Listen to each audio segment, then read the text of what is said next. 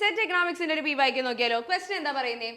The duopoly model in which a continuous oscillation of the product price between the monopoly price and maximum output price of each firm takes place. ഇവിടെ ശ്രദ്ധിക്കേണ്ട വാക്ക് oscillation ആണ്. നമ്മുടെ answer വരുന്നത് എഡ്ജ്വർത്ത് മോഡലാണ്.